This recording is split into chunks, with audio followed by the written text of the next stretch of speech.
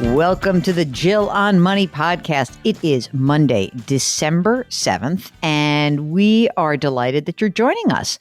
Very special way to start the work week, and that is that we have a listener who is coming on the air with us. And remember, if you would like to join us, all you have to do is send an email. Ask Jill at jillonmoney.com.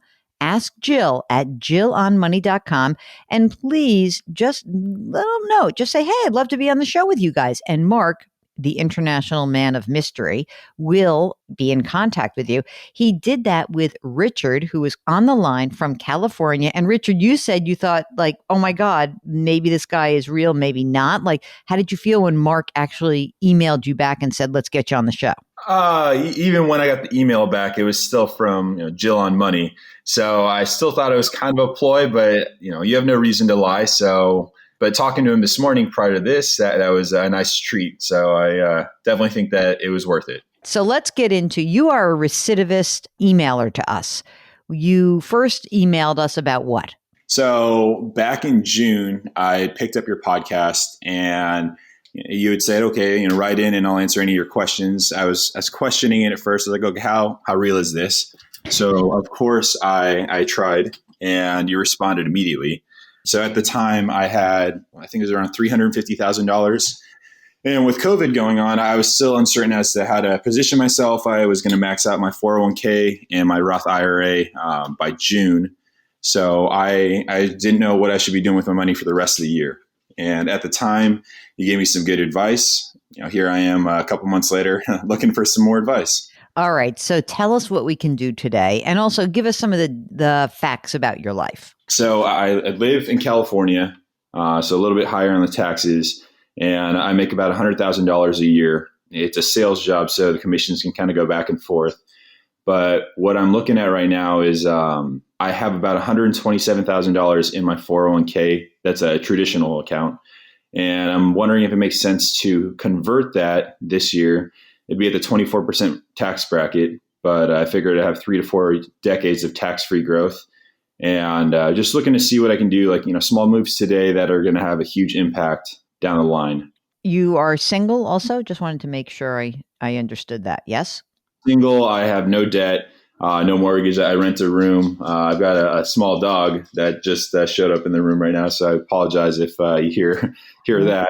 Wait a second. What kind of dog? Because that's obviously the most important tell about who you are. I have a little Shiba. You got to send us a picture. Come on. Yeah. Should I just send it to the email? Yeah, or send it to me. Send it to the same email address. Say, here's my baby. So here's the thing. You have a 401k at work. And do you also have a Roth 401k option at work? So they're opening up that option next year, and I've already signed up to contribute 50% of my paychecks until it maxes out. Okay, great. You usually cannot do an in-service distribution from a 401k, usually. So I'm not 100% sure, but in most companies, they'll say, you got to leave what you have there. You can't roll it over while you are in service, while it's basically you're working there. But that said, unless you're planning on leaving the job, you can leave that alone and just concentrate on putting all new money into the Roth, which I think would be a great idea for you. As you said, it's great to be in this, 24% tax bracket or 22 or 24, depending on what's going on, and just do it going forward. And at that point, I think, this will get funded and things will go pretty quickly. I'm not sure it's 100% worth it to go through the rigmarole of converting what you have now. I'm wondering also at this point, is it possible that maybe in terms of going forward that you might have extra money beyond the $19,500 to put into a 401k? Yeah. So I'm already putting aside $6,000 for the Roth IRA. And then usually try and max out the 401k as soon as possible. And it gets me around June or July. Mm-hmm. So then that still leaves me 5 to 6 months of additional money that I get to put into a standard brokerage account. All right. Well, that's good. So you have some taxable money, which is great. Are you doing everything at Vanguard? So I do the majority of at Vanguard, but just to scratch the investing itch, I do have some stuff at Robinhood. Yes, it tries to get young men like you addicted. I know. Yeah, I mean, for everything. However, I'm not day trading. I usually buy stuff on a quarterly basis. Okay. And what about the idea of purchasing a home in the future? Is that something that is sort of way, way back burner? Because you mentioned California, there's a high cost of living there, hot housing market. Is that anywhere in the future, just out of curiosity?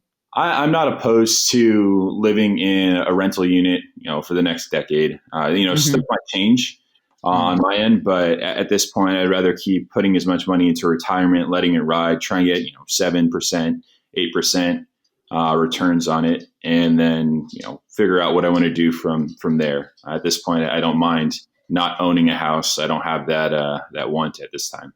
That's great. So I think the game plan is don't worry about converting what you have unless you talk to your employer and they make it very easy to do in-service rollovers, which is a pretty simple question. You can just find out from the HR department, whoever handles the 401k.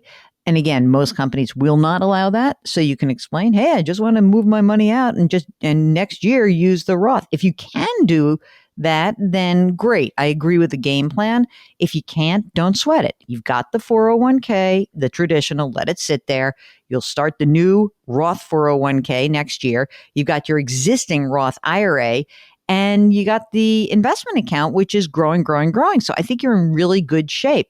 So beyond the Robinhood, just out of curiosity, how do you approach investing in the other stuff? Yeah, so with Vanguard, it's just I let Vanguard self-manage it. And it's all index funds or target date funds. And, it's kind of set and forget. I don't plan on using the money for a couple decades, so I don't mind just buy and hold. So it's a boring strategy, but it's a simple one. I don't mind waiting a couple decades to see what it looks like. I love your approach. I think it's amazing. I think you're in great shape. So I want to encourage you to, of course, send us a note third time you are allowed on. But I think you're in great shape. I love what you're doing. I love that you're thinking about Roth. I think these are really positive ways to impact your future. And if anything else changes, or if you say, oh, I really do want a house or want some help with other things, feel free to give us a shout. But otherwise, I'm giving you, I'm going to say 4 gold stars, basically. I would give you 5, except for the Robin Hood thing. But I understand. It's sort of like saying, well, you have got a little itch and you scratch it and it seems like under control. So 4 stars for you. Thank you so much for joining us, and do stay in touch. Send me a picture of that puppy, okay? Yeah, will do. All right, deal. Thanks so much for calling. Thank you, Jill, and thank you, Mark. Well, thanks so much for Richard taking the time. Well, by the way, he woke up really early in California for this East Coast recording, so kudos to him. If you would like to join us live on air and you would like to hear Mark's voice, which is really the best part of the entire experience as far as I'm concerned, all you have to do is send us an email. Ask Jill at jillonmoney.com. Ask Jill at jillonmoney.com. Now, listen, gang, the last couple of months, our download numbers are exploding. In other words, more and more of you are listening, and we are so grateful for that. But, we're so greedy that we want you to help us bring even more people into the Jill on Money audience and pool, and know that we desperately are trying to reach as many of you as possible. So if you think somebody could benefit from this podcast, send along a link just to the website. Just go to jillonmoney.com and encourage all of your friends to subscribe and get the audience big and robust and fun. We are the Jill on Money Peloton. We are a team and we are here together, and I love it. And I want to thank you guys for listening every day. As always, wash your hands, wear your masks, maintain your physical distancing, and please try to lift somebody else up today. It will make you feel better. It will make them feel better. We'll talk to you tomorrow.